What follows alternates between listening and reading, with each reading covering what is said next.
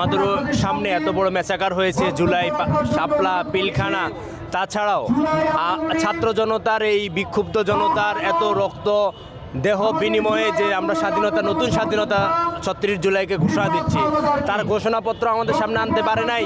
এবং সেই দল, যেই দল আমাদের তাজা রক্ত তাদের হাতে মেরিয়েছে, সেই দলকে নিষিদ্ধ করতে পারে নাই। অবশ্যই রাজনৈতিক দলের সীমাবদ্ধতা, দায়বদ্ধতা এবং সরকারের সদিচ্ছার অভাব আমি বলে মনে করছি। বিচারিক পদ্ধতিতে আওয়ামী লীগকে নিষিদ্ধ করতে হবে। আমরা তো আর গণজাগরণ মঞ্চের মতো চাই না যে বিচার চাই না, ফাঁসি চাই, আমরা তো সেটা বলতে পারি না।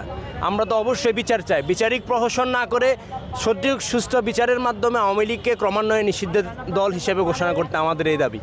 সরকারের যত দায়িত্ব ছিল, এই যে আমরা সরকারকে যে আমরা এখন যে ক্ষমতা দিচ্ছি, এই সরকারের মূল দায়িত্ব ছিল আওয়ামী লীগকে নিষিদ্ধ করা। হ্যাঁ, অন্যান্য কাজ এখন যেগুলো করতেছে, ব্যবসা বিষয়ক বা আপনি নিরাপত্তা বিষয়ক, কূটনৈতিক বিষয়ক, এগুলো জরুরি, কিন্তু তাদের মুখ্য বিষয় কি ছিল? আওয়ামী লীগ নিষিদ্ধ। তারা কিন্তু সেখান থেকে সরে আসছে। ডেভিল্যান্ড নামক একটা ফালতু জিনিস করছিল, যেটা কিন্তু পরে ঠিকমতো এক্সিকিউট করেনি। এখন আওয়ামী লীগকে পুনর্বাসন এইভাবে করা হচ্ছে। তার পাশাপাশি দেখেন রাজনৈতিক দলগুলোও কিন্তু এখানে আওয়ামী লীগকে পুনর্বাসন করছে। সিল্কোর সিল্ক অ্যান্ড শাইন, যাতে আছে আর্গান অয়েল ও ওট প্রোটিনের গুডনেস, যা আপনার চুলকে রাখে হেলদি অ্যান্ড শাইনিং।